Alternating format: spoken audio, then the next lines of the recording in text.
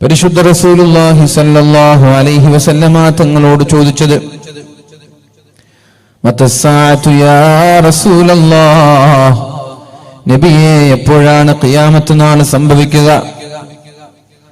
അല്ലാഹുവിന്റെ ഹബീബ് ഖിയാമത്ത് നാളിന്റെ അടയാളങ്ങളല്ല ആ അഅറാബിയോട് പറഞ്ഞു കൊടുത്തത്. വമാ അഅദത ലിസ്സാഅ, നാളെ ഖിയാമത്ത് നാൾ സംഭവിച്ചു എന്നറിഞ്ഞാൽ നീ എന്താണ് ലോകാവസാനത്തിന് വേണ്ടി ഒരുക്കി വെച്ചത്? നാളെ ഖിയാമത്ത് നാൾ ആണെന്നറിഞ്ഞാൽ എന്താണ് നീ ലോകാവസാനത്തിന് വേണ്ടി ഒരുക്കി വെച്ചത്?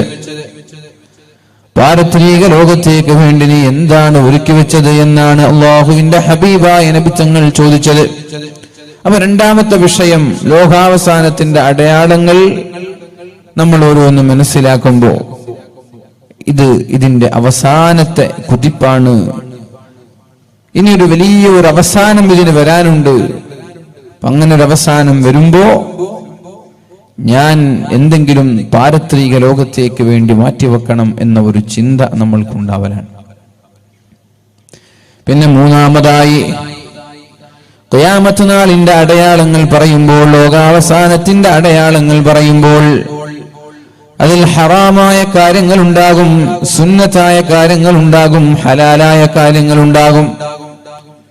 ഖിയാമത്ത് നാളിന്റെ അടയാളങ്ങളൊക്കെ ഹറാമൊന്നുമല്ല, ഹലാലുണ്ടാവും, സുന്നത്തുണ്ടാവും. അനുവദനീയമായ കാര്യങ്ങൾ, പ്രതിഫലം കിട്ടുന്ന കാര്യങ്ങളൊക്കെ അതിലുണ്ടാവും ലോകാവസാനത്തിന്റെ അടയാളങ്ങളിൽ. ഹറാമായ കാര്യങ്ങളിൽ നിന്ന് വിട്ടുനിന്നാൽ ഇത് ലോകാവസാനത്തിന്റെ ലക്ഷണങ്ങളാണെന്ന് മനസ്സിലാക്കി ചെയ്യാൻ പാടില്ലാത്ത കാര്യങ്ങളിൽ നിന്ന് വിട്ടുനിന്നാൽ അപ്പൊ ലോകാവസാനം ഒന്നും കൂടി അതിന്റെ സമയം അകന്നുപോകും. ഏതായാലും ലോകാവസാനം സംഭവിക്കുകയാണ്, അതിന്റെ അടയാളങ്ങളല്ലേ നമ്മൾ നേരിട്ടുകൊണ്ടിരിക്കുന്നത് എന്ന് മനസ്സിലാക്കി നമ്മളും അത് ആവർത്തിക്കാൻ തുടങ്ങിയാൽ അതിന്റെ ഡേറ്റ് വേഗത്തിലാവും. നേരെ മറിച്ച് അതിന്റെ കാരണങ്ങളൊക്കെ കാണുമ്പോൾ ആ കാരണങ്ങളൊക്കെ ഇല്ലായ്മ ചെയ്യാനും അത്തരം കാരണങ്ങളെ തടുക്കാനും തെറ്റാണെങ്കിൽ തിരുത്താനും തയ്യാറായാൽ അതിന്റെ കാലതാമസം ഉണ്ടാവും. എല്ലാം രോഗങ്ങളിൽ തന്നെയല്ലേ. ഏതായാലും ഷുഗർ 400-500 ആണ്. ഇനിയിപ്പോ ഇത് മരുന്ന് കുടിച്ചിട്ടൊന്നും പോവില്ല, അല്ലെങ്കിൽ എക്സസൈസ് ചെയ്തിട്ടൊന്നും പോവില്ല. അതുകൊണ്ട് ഇനിയിപ്പോ ഏതായാലും ജീവിക്കുന്ന കാലത്തോളം നന്നായി തിന്നെ, കണ്ട ജിലേബിയും ലഡു, പേട, പഞ്ചസാര, ചായ, അരി ഇതാ അടിച്ച് തിന്നെ, എന്നൊരു ഗുളിക കുടിക്കുക, കൂടിയാ വേണ്ട 2 ഗുളിക കുടിക്കുക. അങ്ങനെ ചിന്തിക്കുന്ന ആളുകൾ പെട്ടെന്ന് തീർന്നു, അറ്റാക്ക് വന്ന് കിഡ്നി ഫെയിലായി പെട്ടെന്ന് തീർന്നു അവര്. നേരെ മറിച്ച് അവര് ഫുഡ് കൺട്രോൾ ചെയ്തു, എന്താണ് എൻ്റെ ശരീരത്തിലേക്ക് ഈ ഡയാബറ്റിസ്, ഈ ഷുഗർ ഉണ്ടാവാനുള്ള കാരണങ്ങൾ എന്താണെന്ന് പഠിച്ച് അത് പതുക്കെ പതുക്കെ മാറ്റിയാൽ അയാൾക്ക് ഇങ്ങനെ പതുക്കെ കുറച്ച് ആയുസ് നീട്ടി കിട്ടും. അതുകൊണ്ട് അല്ലാഹുവിന്റെ ഹബീബ് സല്ലല്ലാഹു അലൈഹി വസല്ലം ഒരുപാട് അടയാളങ്ങളാണ് നമ്മുടെ മുമ്പിലേക്ക് എണ്ണി തന്നത്. ലോകാവസാനം അടുത്തു എന്നറിഞ്ഞാൽ ആ വീട് കെട്ടിക്കൊണ്ടിരിക്കുന്ന ആളുകൾ വീടിന്റെ പണി പൂർത്തീകരിക്കണ്ടേ? ഉദാഹരണം പറഞ്ഞാൽ മഹദി ഇമാം പുറപ്പെട്ടു എന്ന്, ദജ്ജാൽ പുറപ്പെട്ടു എന്ന വാർത്ത കേട്ടാൽ, എവിടെ നമ്മൾ ഓപ്പറേറ്റർ കുറച്ച് അങ്ങോട്ടാക്കിട്ട് വെച്ച ഈ 2 ബോക്സ് ഓപ്പറേറ്റർ അല്ലേ, ഇത് കുറച്ച് അങ്ങോട്ടേക്ക്, ഇത് കുറച്ച് അങ്ങോട്ടേക്ക്. ദജ്ജാൽ പുറപ്പെട്ടു എന്ന വാർത്ത കേട്ടാൽ, അതേപോലെ മഹദി ഇമാം പുറപ്പെട്ടു എന്ന വാർത്ത കേട്ടാൽ ഇങ്ങോട്ട് തിരിച്ചു. അങ്ങനെ അപ്പൊ നമ്മൾ എന്ത് ചെയ്യണം? വീടെടുക്കുന്ന ആളുകൾ ഇനി വീടൊന്നും എടുക്കാതെ, ദജ്ജാൽ വന്നില്ലേ, ഇനി എന്തിനാ വീട്? പൗരത്വം ചോദ്യം ചെയ്യപ്പെടാണല്ലോ, ഇനി എന്തിനാ വീട്, ബിസിനസ് ഒക്കെ, അങ്ങനൊന്നും ചിന്തിക്കാൻ പാടില്ലെന്നാ റസൂലുള്ളാഹി സ്വല്ലല്ലാഹു അലൈഹി വസല്ലമ തങ്ങൾ പറഞ്ഞത്. ലോകാവസാനം ഇന്നാണെന്നോ നാളെയാണെന്നോ നിങ്ങൾക്കറിഞ്ഞു. നിങ്ങളുടെ കയ്യിലൊരു ചെടിയുണ്ടെങ്കിൽ ആ ചെടിയെ നിങ്ങൾ നട്ടു വളർത്തണമെന്നാണ് അല്ലാഹുവിന്റെ ഹബീബായ നബി സല്ലല്ലാഹു അലൈഹി വസല്ലം പഠിപ്പിച്ചത്. ചെടിയെ നട്ടു വളർത്തണം. നാളെ ഖിയാമത്ത് നാളാണെന്നറിഞ്ഞാൽ ഇന്ന് ചെടി നട്ടിട്ട് എന്താ കാര്യം? നിങ്ങളുടെ കയ്യിലൊരു മൂച്ചുണ്ട്, ഒരു മാവ്, ചെറിയൊരു മാവ്. ആ മാവിന്റെ ചെടി നാളെ ഖിയാമത്ത് നാളാണെന്ന് ഉറപ്പാണ്. അഥവാ ലോകാവസാനത്തിന്റെ അവസാനത്തെ അടയാളങ്ങളിൽപ്പെട്ട കഅബയടക്കം പൊളിക്കപ്പെട്ടു. അപ്പൊ നാളെ മറ്റന്നാളെ ഖിയാമത്ത് നടക്കുക. ഈ മൂച്ചക്കാണെങ്കിൽ വലുതായി 2-3 വർഷം കഴിഞ്ഞിട്ട് അതിൽ നിന്ന് മാങ്ങിട്ടുള്ളൂ. 2-3 ചിലപ്പോൾ 10 വർഷം ഒഴിക്കും. അപ്പൊ ഒരാൾ ചിന്തിക്കാണ്, എന്തിനിപ്പോ നാളെ ഖിയാമത്ത് നാളെ എടുക്കുകയാണെങ്കിൽ എന്തിനാണ് ഈ ചെടി ഞാൻ നടേണ്ട ആവശ്യം? അത് ഒഴിവാക്കാം, വേണ്ട, നിങ്ങൾ നടണം. നാളെ ലോകാവസാനമാണെന്ന് പറഞ്ഞ് നിങ്ങൾ എന്ത് ചെയ്യണ്ട, നിങ്ങളുടെ പ്രവർത്തനങ്ങളും നിങ്ങളുടെ അധ്വാനവും നിങ്ങളുടെ ബിസിനസ്സും നിങ്ങളുടെ ജോലിയും നിർത്തിവെക്കണ്ട. അത് അതിന്റെ ടൈമിൽ നടന്നോളൂ. പക്ഷെ നിങ്ങൾ ചെയ്യേണ്ടത് ഒരുങ്ങുക. ലോകാവസാനം സംഭവിക്കുമ്പോൾ അതിലേക്ക് ഒരുങ്ങാനാണ് അല്ലാഹുവിന്റെ ഹബീബായ റസൂലുള്ളാഹി സ്വല്ലല്ലാഹു അലൈഹി വസല്ലമ തങ്ങൾ പഠിപ്പിച്ചത്. യാ അയ്യുഹന്നാസ്, ഓ ജനങ്ങളെ, ഇത്തഖൂ റബ്ബക്കും, നിങ്ങൾ അല്ലാഹുവിനെ ഭയക്കണം, തഖ്വയുള്ളവരാവണം. ഇന്ന സൽസലത്തസ്സാഅതി ശൈഉൻ അളീം, ഈ പ്രകമ്പനം എന്ന് പറഞ്ഞാൽ, ലോകാവസാനത്തിന്റെ പ്രകമ്പനം എന്ന് പറഞ്ഞാൽ ശൈഉൻ അളീം, അത് വല്ലാത്ത പ്രകമ്പനമാണ്. ലോകാവസാനത്തിന്റെ പ്രകമ്പനം എന്ന് പറഞ്ഞാൽ അത് വല്ലാത്ത പ്രകമ്പനമാണത്. യൗമ തറൗനഹാ തദ്ഹലു കുല്ലു മുർളിഅത്തിൻ അമ്മാ അർളഅത്, ആ പ്രകമ്പനം നിങ്ങൾ സാക്ഷിയാവേണ്ടി വന്നാൽ, ആ പ്രകമ്പനത്തിന് നിങ്ങൾ സാക്ഷിയാവേണ്ടി വന്നാൽ, തദ്ഹലു കുല്ലു മുർളിഅത്തിൻ അമ്മാ അർളഅത്, മുലപ്പാല് കൊടുക്കുന്ന ഉമ്മമാർ സ്വന്തം കുഞ്ഞുങ്ങളെ അവഗണിക്കുമെന്നാ പറഞ്ഞത്. മുലപ്പാല് കൊടുക്കുന്ന ഉമ്മമാർ സ്വന്തം കുഞ്ഞുങ്ങളെ അവഗണിക്കുന്ന ഇത്. പക്ഷെ ഇന്നത്തെ ഉമ്മമാർക്ക് ഇതൊന്നും വലിയ അത്ഭുതം ഉണ്ടാവൂല, അല്ലേ? ഇന്നത്തെ ഉമ്മമാർക്ക് ഇതൊന്നും വലിയ അത്ഭുതം ഉണ്ടാവൂല. മുലപ്പാല് കൊടുക്കുന്ന ഉമ്മ കുഞ്ഞിനെ അവഗണിക്കും എന്ന് പറയുന്ന ഈ ഒരു ആയത്തിൽ വലിയ അത്ഭുതം ഒന്നും ഉണ്ടാവൂല. എന്നാൽ ഇതൊരു അത്ഭുതമായിരുന്നു ഒരു കാലഘട്ടത്തിൽ. ഇന്ന് പാല് കുടിക്കുന്ന മക്കളൊക്കെ വീട്ടിൽ തനിച്ചാക്കി കാമുകന്റെ കൂടെ ഇറങ്ങിപ്പോകുന്ന കാലാണിത്. അതുകൊണ്ട് അത്തരം സഹോദരിമാരോടൊന്നും ഇത് പറഞ്ഞാൽ ഇതിന്റെ ഗൗരവം അവർക്ക് മനസ്സിലായിക്കൊള്ളണമെന്നില്ല. എന്നാൽ ലോകത്ത് ഏറ്റവും കാരുണ്യമുള്ള സാഹചര്യം ഏതാണ് എന്ന് ചോദിച്ചാൽ, ഒരു ഉമ്മ മക്കൾക്ക് പാല് കൊടുക്കുന്ന സന്ദർഭമാണ് ഏറ്റവും കാരുണ്യത്തിന്റെ പ്രതീകം എന്ന് നമ്മൾക്ക് വിളിക്കാൻ പറ്റുന്ന സാഹചര്യം. ഒരു പശു അതിന്റെ കുഞ്ഞുങ്ങൾക്ക് പാല് കൊടുക്കുന്ന, ഒരു അമ്മ മക്കൾക്ക് പാല് കൊടുക്കുന്ന സമയമാണ് ഏറ്റവും കാരുണ്യമുള്ള സമയം. ഇന്നിപ്പോ അതൊന്നും പറഞ്ഞാൽ ചിലപ്പോൾ മനസ്സിലാവില്ല. കാരണം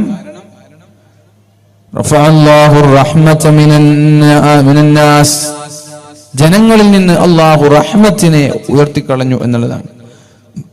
ഹൃദയത്തിൽ നിന്ന്, മനുഷ്യന്റെ ഹൃദയത്തിൽ നിന്ന് അല്ലാഹു കാരുണ്യം ഉയർത്തിക്കളഞ്ഞു. ഇദാ കാന ആഖിറു സമാൻ യർഫഉ അല്ലാഹു അർബഅത അശ്യാ, 4 കാര്യങ്ങൾ അല്ലാഹു തആല ലോകാവസാനം വരുമ്പോൾ മനുഷ്യന്റെ ഹൃദയത്തിൽ നിന്ന് അല്ലാഹു ഉയർത്തിക്കളയുമെന്നാണ്. ലോകാവസാനം സംഭവിക്കുമ്പോൾ 4 കാര്യങ്ങളെ അല്ലാഹു തആല ഭൂമിയിൽ നിന്ന് ആകാശത്തേക്ക് ഉയർത്തിക്കളയുമെന്ന് ശഫീഉനാ റസൂലുള്ളാഹി സ്വല്ലല്ലാഹു അലൈഹി വസല്ലം. അതിലൊന്നാമത്തേത് യർഫഉല്ലാഹുൽ ഹയാഅ മിനൻ നിസാ, സ്ത്രീകളിൽ നിന്ന് അല്ലാഹു ലജ്ജയെ, നാണത്തെ അല്ലാഹു ഉയർത്തിക്കളയുമെന്ന് പറഞ്ഞു. നാണമില്ലാത്ത സ്ത്രീകളുണ്ടാകും. സ്ത്രീകളുടെ ഐഡന്റിറ്റി എന്ന് പറയുന്നത് നാണമാണ്. ആ നാണം പോയാൽ പെണ്ണാവൂല. പെണ്ണിന്റെ പ്രത്യേകത നാണമാണ്. ആ നാണം പോയാൽ പെണ്ണും ആണും ഒരുപോലെ. ആണിനെയും പെണ്ണിനെയും വേർതിരിക്കുന്നത് പെണ്ണിനുണ്ടാവേണ്ട നാണമാണ്. എന്നാൽ ലോകാവസാനം സംഭവിക്കുമ്പോൾ അല്ലാഹു തആല സ്ത്രീകളിൽ നിന്ന് നാണത്തെ, ലജ്ജയെ അല്ലാഹു, ഹയാഇനെ അല്ലാഹു ഉയർത്തിക്കളയുമെന്ന് ശഫീഉനാ റസൂലുള്ളാഹി സ്വല്ലല്ലാഹു അലൈഹി വസല്ലം. പിന്നെ പറഞ്ഞു യർഫഉല്ലാഹു റഹ്മത മിനൽ ഖുലൂബ്, മനുഷ്യന്റെ ഹൃദയങ്ങളിൽ നിന്ന് അല്ലാഹു തആല കാരുണ്യത്തെ ഉയർത്തിക്കളയുമെന്ന്. മനുഷ്യന്റെ ഹൃദയത്തിൽ നിന്ന് അല്ലാഹു തആല കാരുണ്യത്തെ ഉയർത്തിക്കളയുമെന്ന്. പ്രേമത്തിന്റെ പേരായാലും പ്രണയത്തിന്റെ പേരായാലും കാമുകിമാരുടെ മുഖത്തേക്ക് ആസിഡ് ഒഴിക്കുന്നത് ഹൃദയത്തിൽ നിന്ന് അല്ലാഹു കാരുണ്യം എടുത്തു കളഞ്ഞതിന്റെ അടയാളമാണ്. പ്രേമത്തിന്റെ പേരിൽ തന്റെ ആഗ്രഹങ്ങൾക്ക്, തന്റെ ഇംഗിതങ്ങൾക്ക് വഴങ്ങാത്തതിന്റെ പേരിൽ കാമുകിമാരുടെ ശരീരത്തിലേക്ക് കടാര ഇറക്കുന്നത് അല്ലാഹു ഹൃദയത്തിൽ നിന്ന് കാരുണ്യം എടുത്തു കളഞ്ഞതിന്റെ അടയാളമാണത്. നടുറോട്ടിലിട്ട് ജനങ്ങളുടെ മുമ്പിൽ വെച്ച് സ്വന്തം കാമുകിയുടെ ശരീരത്തിലേക്ക് പെട്രോൾ ഒഴിച്ച് തീ കത്തിച്ച് കളയുന്നത്, തീ കൊളുത്തുന്നത്, അത് ഹൃദയത്തിൽ നിന്ന് അല്ലാഹു തആല കാരുണ്യം എടുത്തു കളഞ്ഞതിന്റെ അടയാളമാണ്. അതുകൊണ്ട് ഞാൻ പറഞ്ഞു വരുന്നത്, യർഫഉല്ലാഹു റഹ്മത മിനൽ ഖുലൂബ്, മനുഷ്യന്റെ ഹൃദയത്തിൽ നിന്ന് അല്ലാഹു തആല കാരുണ്യത്തെ എടുത്തു കളയുമെന്ന് ശഫീഉനാ റസൂലുള്ളാഹി. പെട്രി എർന എന്ന് പറയുന്ന ഒരു സഹോദരിയുണ്ട് ജർമ്മനിയിൽ. പെട്രി എർന എന്ന് പറയുന്ന ഒരു സഹോദരി, ആ സഹോദരി നാസികളിൽപ്പെട്ട ഒരു സഹോദരിയാണ്. പക്ഷേ അവിടെ നാടാന്തരം വീടാന്തരം കയറി പ്രഭാഷണം നടത്തിയ ഒരു സഹോദരിയല്ലാതെ ഇവിടെ ജൂതന്മാരെ ഇറക്കി വിടണമെന്നോ, ജൂതന്മാരെ നാട്ടിൽ നിന്ന് ഇറക്കി വിടണമെന്നോ, അവരെ കൊലവിളിക്കണമെന്നോ സംസാരിച്ച, ഹിറ്റ്ലറുമായിട്ടുള്ള പ്രഭാഷണങ്ങൾ അവർ സപ്പോർട്ട് ചെയ്തൊരു സഹോദരിയല്ല. പിന്നെ സാധാ ഒരു വീട്ടിലുള്ള ഒരു പാവം സ്ത്രീ, ഒരു നാട്ടിലെ ഒരു സാധാ വീട്ടിലുള്ള ഒരു സ്ത്രീയാണ് അവൾ, പെട്രി എർന എന്ന് പറയുന്ന ഒരു സ്ത്രീ. നമ്മുടെയൊക്കെ നാട്ടിലുള്ളവരെ പോലെ, നമ്മുടെയൊക്കെ നാടുകളിലുള്ള ഒരു സാധാ വീട്ടുജോലി ചെയ്യുന്ന ഒരു സ്ത്രീയുടെ കഥ നമ്മൾക്ക് കാണാൻ കഴിയും. ജർമ്മനിയിലെ ഒരു കഥ. അല്ലാഹു തആല മനുഷ്യന്റെ ഹൃദയത്തിൽ നിന്ന് കാരുണ്യം എത്രത്തോളം ഉയർത്തിയെന്ന് ഈ ഒരു സംഭവത്തിൽ നിന്ന് നമ്മൾക്ക് മനസ്സിലാവും. ആ സഹോദരിയുടെ വീടിന്റെ അടുത്തുകൂടെ 6 ജൂതന്മാരായ 6 കുട്ടികൾ ഇങ്ങനെ നടന്നു പോകുന്നുണ്ട്. ആ കുട്ടികളുടെ വസ്ത്രങ്ങൾ കീറിയിട്ടുണ്ട്, മുഷിഞ്ഞിട്ടുണ്ട്, ചളി പിടിച്ചിട്ടുണ്ട്. ആ കുട്ടികൾ ഭക്ഷണം പോലും കഴിക്കാനില്ലാതെ കോൺസെൻട്രേഷൻ ക്യാമ്പുകളിലേക്ക് കൊണ്ടുപോകുമ്പോ അവരുടെ കയ്യിൽ നിന്ന് എങ്ങനെയോ സ്ലിപ്പായി, അവരുടെ കൈകളിൽ നിന്ന് വഴിമാറി എവിടേക്ക് പോകണം, എന്ത് ചെയ്യണം, പിതാവില്ല, മാതാവില്ല, മുതിർന്നവർ ആരുമില്ല. ഒരു 8-12 വയസ്സിന്റെ ഇടയിലുള്ള 6 കുട്ടികൾ സ്വന്തം വീടിന്റെ മുമ്പിലൂടെ നടന്നിങ്ങനെ പോകുമ്പോഴാണ് അതേ പ്രായമുള്ള 2 മക്കൾ, വീട്ടിലുള്ളൊരു മാതാവ് അവരെ വീട്ടിലേക്ക് ക്ഷണിക്കുന്നത്.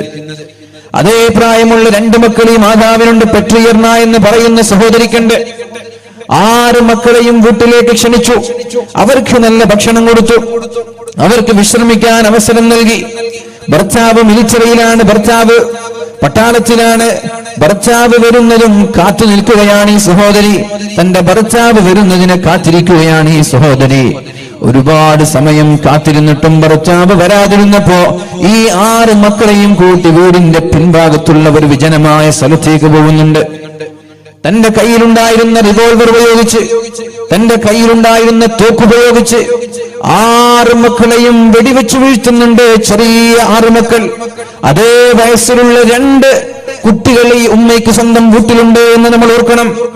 ആ കുട്ടികളുടെ മുഖം കാണുമ്പോ എങ്ങനെ ഒരു സാധാ ഒരു വീട്ടിലെ ഒരു ഉടമസ്ഥയായ ഒരു സ്ത്രീക്ക് എങ്ങനെയാണ് കൊല്ലാൻ കഴിയുന്നത്?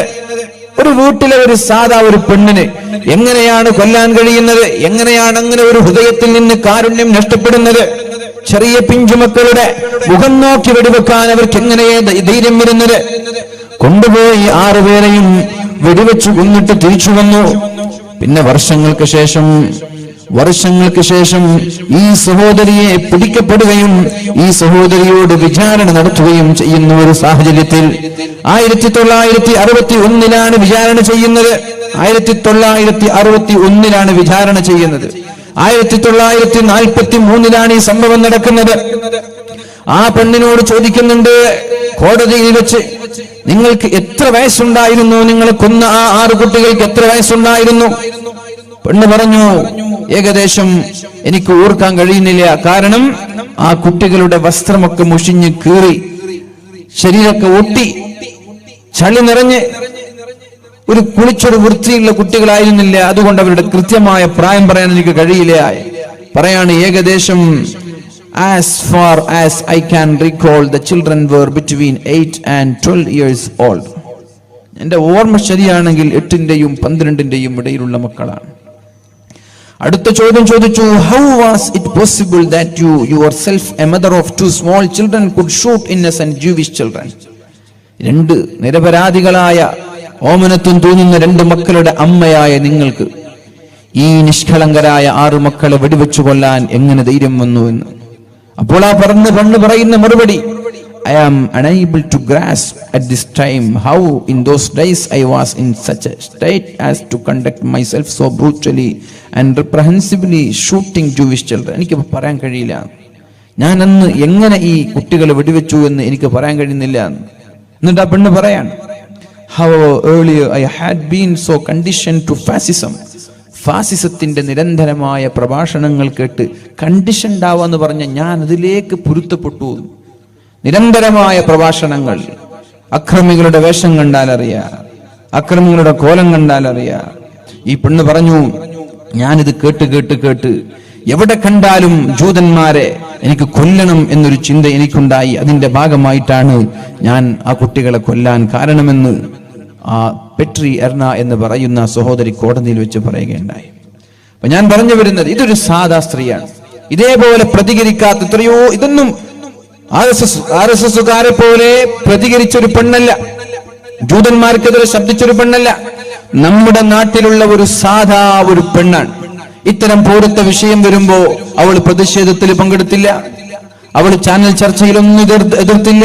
പക്ഷെ അവളുടെ മനസ്സിലുള്ളത് ഇതൊക്കെ വേണം എന്നുള്ളതാണ്. ഇപ്പൊ ഒരുപാട് സിനിമാ നടന്മാരെ നമ്മൾക്ക് കാണാം. ദീപിക പടുകോണിനെ പോലെയുള്ള സിനിമാ നടികൾ JNUവിൽ പോയി ശക്തമായി ഐക്യദാർഢ്യം പ്രഖ്യാപിച്ചപ്പോ മുസ്ലിം നാമധാരികളായ എത്രയോ നടന്മാർ വാതുറക്കാൻ പേടിച്ചു നിൽക്കാൻ, മുസ്ലിം നടന്മാരായ ആളുകൾ വാതുറക്കാൻ പേടിച്ചു നിൽക്കാൻ. അപ്പൊ എത്രയോ ആളുകൾ പ്രതികരിക്കാത്ത ആളുകളും അപകടമാണ്.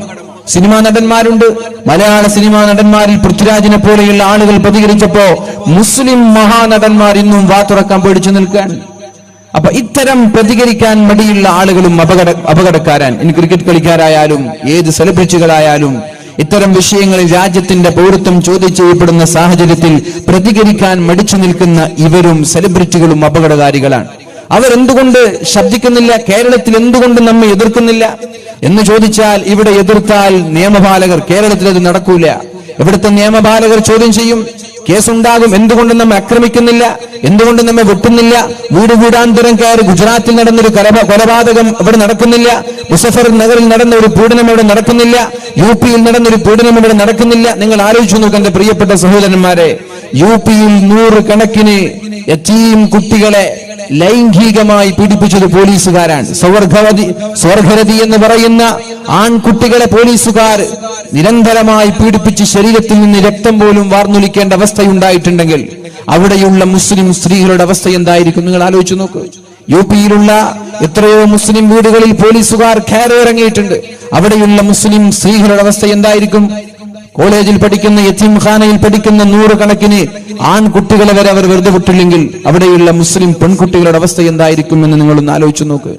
എന്തുകൊണ്ട് ഇവിടെ നടക്കുന്നില്ല? ഇവിടെ കുറെ ആളുകൾ മിണ്ടാതെ മൗനം പാലിക്കുന്നവരുണ്ട്. എന്നാൽ എത്രയോ ആളുകൾ മുസ്ലിമീങ്ങളെക്കാളും കൂടുതൽ ആവേശത്തിൽ പ്രതികരിച്ചത് ഇവിടെയുള്ള അമുസ്ലിമീങ്ങളാണ്.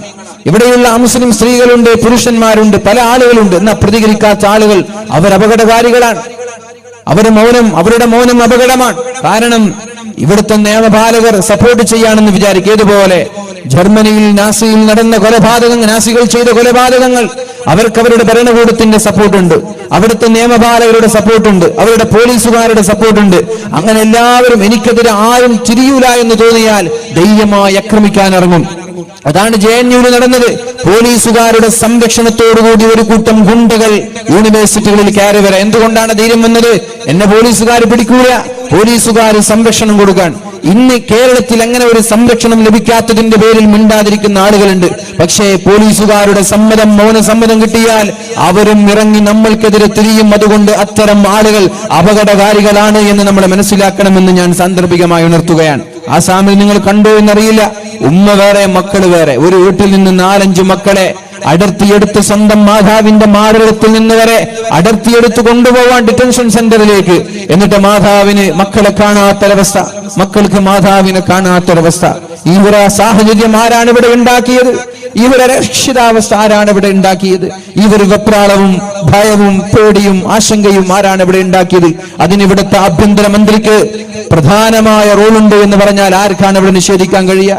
അതുകൊണ്ട് എന്റെ പ്രിയപ്പെട്ട സഹോദരങ്ങളോട്, സഹോദരിമാരോട്, ഈ വിഷയങ്ങളിൽ മൗനം പാലിക്കാനായിട്ടില്ല. നിരന്തരമായ പോരാട്ടങ്ങൾ, മരണം വരെ പോരാടാൻ നമ്മൾ തയ്യാറാവണം. അല്ലാഹു റബ്ബ് സുബ്ഹാനഹു വ തആല തൗഫീഖ് നൽകട്ടെ. ബക്കറ്റ് വരുന്നുണ്ട്. ഇൻഷാ അല്ലാഹ് എല്ലാ ആളുകളും ആത്മാർത്ഥമായിട്ട് സഹകരിക്കുക. ഒരുപാട് പ്രവർത്തനങ്ങൾ നമ്മുടെ സംഘാടകർ ചെയ്യുന്നുണ്ട്. ഇൻഷാ അല്ലാഹ് സഹകരിക്കുക ഇൻഷാ അല്ലാഹ്. അപ്പോൾ റസൂലുള്ളാഹി സ്വല്ലല്ലാഹു അലൈഹി വസല്ലം പറഞ്ഞു, യർഫഉല്ലാഹു റഹ്മത മിനൽ ഖുലൂബ്. ലോകാവസാനം സംഭവിക്കുന്ന സമയങ്ങളിൽ മനുഷ്യന്റെ ഹൃദയങ്ങളിൽ നിന്ന് അല്ലാഹു തആല കാരുണ്യത്തെ എടുത്തുകളയുമെന്നാ പറഞ്ഞത്. കാരുണ്യത്തെ അല്ലാഹു എടുത്തുകളയും. അതിന്റെ ഭാഗമാണ് നമ്മൾ കണ്ടുകൊണ്ടിരിക്കുന്നത്. പിന്നെ നമ്മൾ മനസ്സിലാക്കണം, ഈ കാരുണ്യം എടുത്തു പോയതിന്റെ അടയാളമാണ് മാതാപിതാക്കൾക്ക് മക്കളെ വേണ്ടാത്തൊരവസ്ഥ വന്നത്. നൊന്തുപെറ്റ മക്കളെ മാതാപിതാക്കൾക്ക്, മാതാവിന് വേണ്ടാത്തൊരവസ്ഥ വരുന്നത് ഈ ഒരു കാരുണ്യം അല്ലാഹു എടുത്തു കളഞ്ഞു എന്നതിന്റെ അടയാളമാണ്. ലോകാവസാനത്തിന്റെ അവസാനത്തെ പ്രകമ്പനം വന്നാൽ യൗമ തറൗനഹാ തദ്ഹലു കുല്ലു മുർളിഅത്തിൻ അമ്മാ അർളഅത്. മുലപ്പാല് നൽകുന്ന ഉമ്മമാർ സ്വന്തം മക്കളെ വലിച്ചെറിയുമെന്നാ പറഞ്ഞത്. വതലഉ കുല്ലു ദാതി ഹംലിൻ ഹംലഹാ. ഗർഭിണികളായ ഉമ്മമാർ അതിന്റെ ഭയാനകത കണ്ട് പ്രസവിച്ചു പോകുമെന്നാ പറഞ്ഞത്. വതലഉ കുല്ലു ദാതി ഹംലിൻ ഹംലഹാ. ഗർഭിണികളായ ഉമ്മമാർ ഇതിന്റെ ഭയാനകത കണ്ട് പേടിച്ചു മരിച്ചു പോകുമെന്ന്, പേടിച്ച് പ്രസവിക്കുമെന്നാ പറഞ്ഞത്. വതറന്നാസ സുകാറാ. ജനങ്ങളെല്ലാം എന്തോ ഒരു പേടിയിലായിരിക്കും, മത്തുപിടിച്ചതുപോലെ ഒരു ലഹരിയിൽ, പേടിച്ചിട്ടുള്ളൊരു ലഹരി, അല്ലാതെ കള്ളു കുടിച്ചിട്ടല്ല. വമാഹും ബിസുകാറാ. അവരാരും കള്ളു കുടിച്ചവരല്ല, കള്ളു കുടിക്കാതെ തന്നെ എന്തോ ഒരു ലഹരി, എന്തോ ഒരു ഭീതി അവരെ ബാധിച്ചതുപോലെ നിങ്ങൾക്ക് കാണാം. അഥവാ ലോകാവസാനം എന്ന് പറഞ്ഞാൽ അത് ഭയാനകമായ രംഗമാണ് എന്നാണ് പരിശുദ്ധ ഖുർആൻ നമ്മോട് പഠിപ്പിക്കുന്നത്. അപ്പൊ അതിനു മുമ്പ് ചില അടയാളങ്ങൾ അല്ലാഹുവിന്റെ ഹബീബായ റസൂലുള്ളാഹി സ്വല്ലല്ലാഹു അലൈഹി വസല്ലമ തങ്ങൾ പറയുന്നുണ്ട്. അതാണ് മഹാനായ അബ്ദുല്ലാഹി ഇബ്നു മസ്ഊദ് റളിയല്ലാഹു അൻഹു ഇവിടെ പറയുന്നത്, ഹല്ലിസ്സാഅതി അലമുൻ തുഅറഫു ബിഹി. നബിയേ, ലോകാവസാനം അടുത്തു എന്നതിന് വല്ല അടയാളങ്ങളുമുണ്ടോ, വല്ല ലക്ഷണങ്ങളുമുണ്ടോ നബിയേ? ഖാല, നബി തങ്ങൾ പറഞ്ഞു, നഅം യാ റസൂലല്ലാഹ്, ഉണ്ട് നബിയേ, ഉണ്ട്. ഇബ്നു മസ്ഊദ് ഒരുപാട് അടയാളങ്ങളുണ്ട്. എന്നിട്ട് പറഞ്ഞു, ഇന്ന ലിസ്സാഅതി അലാമ വ ഇന്ന ലിസ്സാഅതി അശ്റാത. ഒരുപാട് ലക്ഷണങ്ങളുണ്ട്, ഒരുപാട് അടയാളങ്ങളുണ്ട്. അലാ വ ഇന്ന മിൻ അലാമിസ് സാഅതി വ അശ്റാതിഹാ അൻ യകൂനൽ വലദു ഗൈളാ. ഒന്ന് നമ്മുടെ വീട്ടിലാണ് ഒന്നാമത്തെ അടയാളം. നമ്മുടെ കുടുംബത്തിലും വീട്ടിലും കാണാൻ കഴിയും. എന്താണ് അടയാളം? അയ്യകൂനൽ വലദു ഗൈളാ. വാശി പിടിക്കുന്ന, ദേഷ്യം പിടിക്കുന്ന മക്കൾ ഉണ്ടാവുന്നത്. മക്കളൊക്കെ വാശിക്കാരായിട്ട് മാറാം. അയ്യകൂനൽ വലദു ഗൈളാ. നമ്മുടെ മക്കളെല്ലാവരും, ചെറിയ കുട്ടികളൊക്കെ ദേഷ്യം പിടിക്കുന്ന, വാശി പിടിക്കുന്ന മക്കളാവുക. ദേഷ്യപ്പെട്ടതിന്റെ പേരിൽ ഫ്രിഡ്ജും ടിവിയും വാഷ് മെഷീനൊക്കെ അടിച്ചു പൊട്ടിക്കുക, മൊബൈൽ ഫോണുകൾ എറിഞ്ഞു പൊട്ടിക്കുക, മാതാപിതാക്കളെ കരണത്തടിക്കുന്ന, മാതാപിതാക്കളെ ചോദ്യം ചെയ്യുന്ന, വീട്ടിൽ നിന്നിറങ്ങിപ്പോകുന്ന, പിന്നെ വീട്ടുകാരോട് പിണങ്ങി വീട്ടിലേക്ക് കയറി വരാത്ത രീതിയിൽ നമ്മുടെ മക്കൾ ദേഷ്യക്കാരും വാശിക്കാരുമായി മാറുന്നത് ലോകാവസാനത്തിന്റെ അടയാളങ്ങളിൽ പെട്ടതാണെന്ന് ശഫീഉനാ റസൂലുള്ളാഹി. ചെറിയ കുട്ടികൾ അവരുപോലും വലിയ വലിയ വലിയ വാശിക്കാരായിട്ട് മാറുന്നത്, ദേഷ്യക്കാരായിട്ട് മാറുന്നത്. അയ്യകൂനൽ വലദു ഗൈളാ. നമ്മുടെ സ്വന്തം വീട്ടിലുള്ള മക്കളെ ഓർത്താൽ നമ്മൾക്ക് മനസ്സിലാകും. ടിവി ഓഫ് ചെയ്യാൻ പറഞ്ഞതിന്റെ പേരിൽ മകൾ ആത്മഹത്യ ചെയ്തു. നമ്മളിത് കാണുന്നതാണ്, നിരന്തരമായി പത്രങ്ങളിലൂടെ കാണുന്നതാണ്. സ്വന്തം വീട്ടിലുള്ള മാതാവ് മക്കളോട് പറയുന്നത്, ടി വി ഓഫ് ചെയ്യാൻ പറഞ്ഞ്, പരീക്ഷയ്ക്ക് പഠിക്കാൻ പറഞ്ഞതിന്റെ പേരിൽ ടി വി അടിച്ചു പൊട്ടിക്കുന്നത്. മൊബൈലിൽ കളിച്ചുകൊണ്ടിരിക്കുന്ന ഒരു കുട്ടിയോട് മൊബൈൽ അവിടെ വെച്ച് പഠിക്കാൻ പറഞ്ഞതിന്റെ പേരിൽ ഒരു കഷ്ണം തുണിയെടുത്ത് ആത്മഹത്യ ചെയ്യുന്നത്, സ്വന്തം മാതാവിന്റെ മുമ്പിൽ നിന്ന് കിണറ്റിലേക്ക് ചാടി ആത്മഹത്യ ചെയ്യുന്നത്, ഇതുപോലെ മാതാപിതാക്കളോട് വാശി പിടിക്കുന്ന, ദേഷ്യം പിടിക്കുന്ന മക്കളുണ്ടാവുന്നത് ലോകാവസാനത്തിന്റെ അടയാളങ്ങളാണെന്ന് ശഫീഉനാ റസൂലുള്ളാഹി എന്ന് വെച്ച് മക്കള് വാശി പിടിക്കുന്ന മക്കൾ നമ്മുടെ വീട്ടിലുണ്ടാകും. അപ്പൊ നമ്മൾ എന്ത് ചെയ്യും? ആ മക്കളെ അവരെ പറഞ്ഞ് മനസ്സിലാക്കി അവരുടെ വാശിയും അവരുടെ ദേഷ്യവും കുറക്കാനുള്ള വഴികൾ നമ്മൾ ആലോചിക്കണം. സ്വന്തം വീട്ടിലുള്ള മക്കൾക്ക് നിരന്തരമായ ഉപദേശങ്ങളും നമ്മുടെ സ്വഭാവം കൊണ്ട്, നമ്മുടെ ജീവിത രീതി കൊണ്ട് അവർക്ക് നിരന്തരമായ ഒരു വഴികാട്ടിയായി മാറി അവരുടെ ആ വാശി പിടിക്കുന്ന സന്ദർഭങ്ങളിൽ അവർക്ക് കൊടുക്കേണ്ട നിർദ്ദേശങ്ങളും ഇൻസ്ട്രക്ഷനും കൊടുത്ത് അവർക്ക് ആ ഒരു സ്വഭാവം മാറ്റി നിർമ്മലരായ നല്ല മയമുള്ള നിങ്ങൾ ഈ എടുത്തുചാട്ടക്കാരായ പരുക്കൻ സ്വഭാവക്കാരാണെങ്കിൽ, വാശി പിടിക്കുന്ന ദേഷ്യമുള്ള വൈരാഗ്യവും പ്രതികാരവുമുള്ള പരുക്കൻ സ്വഭാവത്തിന്റെ ആളുകളായി നിങ്ങൾ മാറിയാൽ ആളുകളെല്ലാം നിങ്ങളുടെ മുമ്പിൽ നിന്ന് ഓടിപ്പോകുമെന്നാണ് പരിശുദ്ധ ഖുർആൻ നമ്മോട് പറഞ്ഞത്. നിങ്ങൾക്ക് അല്ലാഹുവിനോടുള്ള, അല്ലാഹു പറയാണ്, എന്റെ കാരുണ്യം കൊണ്ടാണ് നിങ്ങൾക്ക് ജനങ്ങളോട് മാന്യമായി പെരുമാറാൻ സാധിക്കുന്നത്. നബി തങ്ങളോട് പറയാൻ. നമ്മൾ ഓപ്പറേറ്റർ പോയ ഇനി ഇതൊന്ന് ശരിയാക്കുക, ഇനി സൗണ്ട് കൂടി ഇത് സൗണ്ട് പറഞ്ഞു ബാലൻസ് രണ്ടും ഒരേപോലെ സൗണ്ട് ആക്കി തരും. ഒന്ന് കൂടുമ്പോ ഒന്ന് കുറയും, ഒന്ന് കൂടെ, അത് വേണ്ട, രണ്ടും ഒരുപോലെ ആക്കി തരും. അള്ളാഹുവിന്റെ കാരുണ്യം കൊണ്ടാണ് നിങ്ങൾക്ക് മയത്തോടെ പെരുമാറാൻ കഴിയുന്നത്, ജനങ്ങളോട് കാരുണ്യത്തോടെ പെരുമാറാൻ കഴിയുന്നത് അള്ളാഹുവിന്റെ കാരുണ്യം കൊണ്ടാണ്. ഇനി കാരുണ്യം ഇല്ലെങ്കിലോ? അപ്പൊ നമ്മൾക്ക് ജനങ്ങളോട് മാന്യമായിട്ട് പെരുമാറാനൊക്കെ സാധിക്കുന്നത് അള്ളാഹു നൽകുന്ന ഒരു നിഅമത്താണ്, അള്ളാഹു നൽകുന്ന ഒരു റഹ്മത്താണ്. അതില്ലെങ്കിൽ ഇതൊന്നും ഇല്ലാതെ നീ ഒരു പരുക്കൻ സ്വഭാവത്തിന്റെ ആളുകളായി മാറിയാൽ നിന്റെ കൂടെ ആരുണ്ടാവൂല. അപ്പൊ നമ്മളൊക്കെ നമ്മുടെ കൂടെ ആളുകൾ ഉണ്ടാവണം എന്ന് ആഗ്രഹിക്കുകയാണെങ്കിൽ, നമ്മുടെ കൂടെ എന്തിന് പിന്തുണക്കാനോ അല്ലെങ്കിൽ നമ്മൾക്ക് സപ്പോർട്ട് ചെയ്യാനൊന്നുമല്ല, നമ്മുടെ കൂടെ ആളുകൾ വേണം. എങ്കിൽ നമ്മൾ നല്ല സൗമ്യമായ സ്വഭാവത്തിന്റെ ഉടമകളായി മാറണം. എങ്കിലേ ആളുകൾ ഉണ്ടാവും. നമ്മളൊരു റിജിഡ് ക്യാരക്ടർ എന്ന് പറയുന്ന ആ ഒരു സ്വഭാവത്തിലേക്ക് മാറിയാൽ ആളുകൾ നമ്മളിൽ നിന്ന് അകന്നകന്നു പോകും. അപ്പൊ അള്ളാഹുവിന്റെ ഹബീബിലേക്ക് ആളുകൾ അടുക്കാനുള്ള കാരണം എന്താ? ആ മയത്തോടെയുള്ള സ്വഭാവമാണ്. നബിതങ്ങൾ റഫായിട്ട് പെരുമാറിയിരുന്നെങ്കിൽ ആരും ഇസ്ലാമിലേക്ക് കടന്നു വരുമായിരുന്നില്ല. അപ്പൊ നമ്മൾ മറ്റുള്ള ആളുകളെ ആകർഷിപ്പിക്കേണ്ടത് നമ്മുടെ നല്ല സ്വഭാവ വിശേഷണം കൊണ്ടാണ്, നമ്മുടെ പെരുമാറ്റം കൊണ്ടാണ്, നമ്മുടെ ജീവിത രീതി കൊണ്ടാണ്. അങ്ങനെ ജീവിച്ച് ജനങ്ങളെ ഈ പരിശുദ്ധ ഇസ്ലാമിലേക്ക് ആകർഷിപ്പിക്കാൻ നമ്മൾ ശ്രമിക്കുക. അല്ലാഹു തൗഫീഖ് ചെയ്യട്ടെ.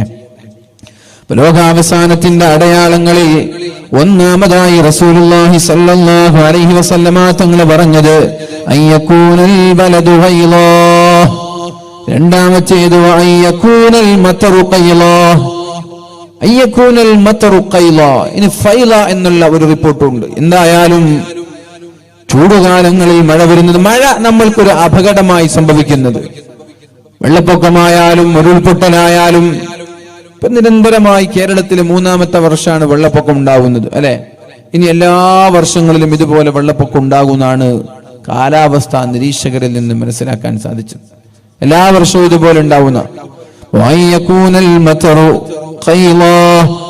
ജനങ്ങൾക്ക് ഉപകാരമുണ്ടാവുന്നതിന് പകരം ഈ മഴകൾ ജനങ്ങൾക്ക് അപകടമായി മാറുന്നത്, വെള്ളപ്പൊക്കമായി മാറുന്നത്, ഉരുൾപൊട്ടലുകളായി മാറുന്നത്, മഴകൾ നാശനഷ്ടങ്ങൾ ഉണ്ടാക്കുന്ന ഒരു കാലം നിങ്ങളിലേക്ക് കടന്നു വന്നാൽ അത് ലോകാവസാനത്തിന്റെ അടയാളമാണെന്ന് ശഫീഉനാ റസൂലുള്ളാഹി സ്വല്ലല്ലാഹു അലൈഹി വസല്ലം പിന്നെ പറഞ്ഞു. നാട്ടിലുള്ള ആളുകളൊക്കെ ബഹുഭൂരിഭാഗം ആളുകളും ചെമ്മാടികളായി മാറുന്നത്. ബാലൻസ് വെച്ച് നോക്കിയാൽ തെറ്റുകൾക്കാണ് കൂടുതൽ സ്വാധീനം.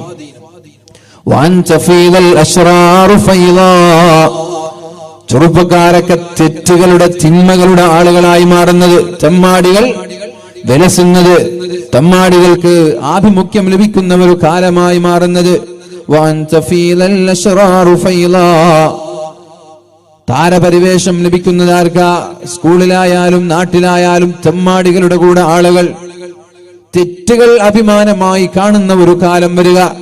തെറ്റ് ചെയ്യുന്നത് അഭിമാന, സിനിമക്ക് പോകുന്നത് അഭിമാനമാവുക, വാദിന് പോകുന്നത് അതെന്താണ്, പള്ളിക്ക് പോകുന്നതൊന്നും ഒരു അഭിമാനമല്ല. എന്നാൽ സിനിമക്ക് പോകുന്നത് ചെറുപ്പക്കാർക്കിടയിൽ, എല്ലാവർക്കിടയിലല്ല പറയുന്നത്. നിങ്ങൾക്കിടയിൽ വാദിനൊക്കെ പോകാന്ന് പറഞ്ഞാൽ നല്ല കാര്യമായിരിക്കും, പക്ഷെ ചെറുപ്പക്കാർക്കിടയിൽ വാദിന് പോകാന്ന് പറഞ്ഞാൽ അതൊരു മോശപ്പെട്ട കാര്യമായിരിക്കും. പിന്നെ സിനിമക്ക് പോകാന്ന് പറഞ്ഞാൽ എല്ലാ സിനിമ കണ്ടിറങ്ങുന്ന ആളാണെങ്കിൽ അയാൾക്ക് നല്ല താരപരിവേഷം ഉണ്ടാവും. ഇവിടെ പറയുന്നത് ജനങ്ങളെല്ലാം തമ്മാടികളായ ആളുകൾക്ക് സ്വാധീനമുണ്ടാവുന്നത്, അവർ വർദ്ധിച്ചു വരുന്നത്, അല്ലെങ്കിൽ തിന്മകൾ അഭിമാനത്തോടെ ചെയ്യുന്ന കാലമുണ്ടാകുന്നത്. കുട്ടികളൊക്കെ ഫേസ്ബുക്കിലൊക്കെ പല ആളുകൾ അവരുടെ പേരുകളെ സ്മോക്കി എന്നൊക്കെ ഇടും. ഒരാൾ പേരിടാണ് സ്വന്തം പേരിന്റെ കൂടെ സ്മോക്കി അല്ലെങ്കിൽ സിഗരറ്റ് വലിക്കുന്ന ആള്. അതൊരു ഗെറ്റപ്പാണ് ആളുകൾക്ക്. ഇതിനോട് വലിയൊരു താല്പര്യം. ഇങ്ങനെ ഒരു ഹിപ്പ് ഹോപ്പായി നടക്കുന്നത്, യോയോ ആയി നടക്കുന്നത്, കയ്യിൽ 4 ചരടും കഴുത്തിൽ ചരട്, കാണുമ്പോൾ തന്നെ ഒരു വൾഗറായി, മുടിയൊക്കെ ഒരു വൃത്തികെട്ട രീതിയിൽ, ജനങ്ങൾക്ക് കാണുമ്പോൾ ഒരു വെറുപ്പ് തോന്നുന്ന രീതിയിൽ ആളുകൾ നടക്കുക. ഇപ്പൊ നല്ല വസ്ത്രം ധരിക്കുന്നതോ അല്ലെങ്കിൽ ഫാഷൻ ഒന്നുമല്ല ഇവിടെ പറയുന്നത്. ജനങ്ങൾക്ക് ഒരു വെറുപ്പ് തോന്നിക്കുന്ന രീതിയിലൊക്കെ ആളുകൾ നടക്കുന്നത്, ചെറുപ്പക്കാർ നടക്കുന്ന ഒരു കാലം വരും. മുടി വെട്ടാം, ഭംഗിയായിട്ട് വെട്ടാം, പക്ഷെ അതൊരു വൃത്തികേടായി വെട്ടിയാലോ, എന്നിട്ട് അതൊരു അഭിമാനമായി കാണുകയാണെങ്കിലോ. മുടി വെട്ടിട്ട് മുടിയൊക്കെ ഇങ്ങനെ ചുരുട്ടി 4-5 റബ്ബറൊക്കെ ഇട്ട് ചുരുട്ടി വെച്ച്, അല്ലെങ്കിൽ മുടിയൊക്കെ കേളാക്കി വെച്ച് അതിങ്ങനെ നീട്ടുക. ജനങ്ങൾക്ക് കാണുമ്പോൾ താടിയൊക്കെ വെക്കണം, മാന്യമായ താടിയൊക്കെ, പക്ഷെ താടി തന്നെ ഒരു കാണുമ്പോൾ ഒരു വൃത്തികെട്ട രീതിയിൽ വെക്കുക. ഈ രീതിയിൽ തിന്മകൾ ചെയ്യുന്ന ആളുകൾ കൂടിക്കൂടി വരിക. തിന്മകളോട് പ്രാതിനിധ്യം കാണിക്കുന്ന ആളുകളും കൂടെ. തെറ്റിനോട് ആളുകൾക്ക് ആസക്തി ഉണ്ടാവുക. ചെറുപ്പക്കാരൊക്കെ തിന്മയോടാണ് കൂടുതൽ താല്പര്യം പ്രകടിപ്പിക്കുന്നത്. അങ്ങനെ ഒരു ഒഴുക്ക്, തിന്മകളിലേക്കൊരു കുത്തൊഴുക്കുണ്ടാവുന്ന ഒരു കാലമുണ്ടായാൽ അത് ലോകാവസാനത്തിന്റെ അടയാളമാണെന്ന് ശഫീഉനാ റസൂലുള്ളാഹി സ്വല്ലല്ലാഹു അലൈഹി വസല്ലം.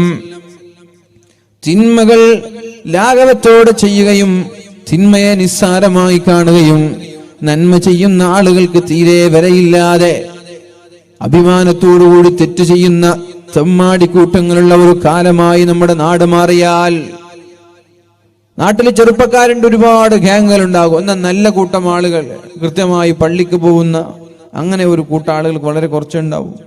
SKSFന്റെ കുട്ടികൾ അവരിതുപോലെയുള്ള വാദിന് പരിപാടിയൊക്കെ സംഘടിപ്പിക്കുമ്പോൾ എല്ലാവരും സഹകരിക്കൂല. ഇതിനെ പുച്ഛത്തോടെ കാണുന്ന ആളുകളുണ്ടാവും, ഇഷ്ടം പോലെ ഉണ്ടാവും നാട്ടിൽ. ഇതിനൊക്കെ പുച്ഛത്തോടെ, SKSFന്റെ കുട്ടികളൊക്കെ പുച്ഛത്തോടെ കാണുക. അവർക്ക് വേറെ പണിയൊന്നുമില്ല എന്ന് പറയാം. എന്നിപ്പോൾ പണിയെന്താ? ഇവർക്ക് എന്താ പണി? ഷോപ്പിൽ പോയിട്ട് ക്യാരംസ് ഇട്ടല്ല വലിയ പണി, അല്ലെങ്കിൽ സിനിമക്ക് പോകല വലിയ പണി, ഏതെങ്കിലും ടർഫിൽ പോയിട്ട് ഫുട്ബോൾ കളിക്കല വലിയ പണി. SKSFന്റെ കുട്ടികൾ വാലും അതുപോലെ മജ്‌ലിസുൻ നൂറും പരിപാടിയൊക്കെ സംഘടിപ്പിക്കുമ്പോൾ അവർക്കൊരു പുച്ഛത്തോടെ കാണാം. എന്നിട്ട് അവർ പറയാ ഇവർക്കൊന്നും വേറെ പണിയില്ല എന്നാ ചോദിക്കുക. എന്നാൽ ഈ പണിയില്ലെന്ന് ചോദിക്കുന്ന ആളെ പണിയാണ് ഇപ്പൊ ഞാൻ പറഞ്ഞത്. എന്ത്? എവിടെ പോയി ക്യാരംസ് ഇട്ടുക, പീടികത്തിണ്ടയിൽ ഇരിക്കുക, കഞ്ചാവ് അടിക്കുക, ക്ലബ്ബിൽ പോയിട്ട് വെറുതെ ബടായി വിടുക, കുറെ മൊബൈലിൽ കളിക്കുക, ഇതൊക്കെയാണ് ഇപ്പൊ പണി.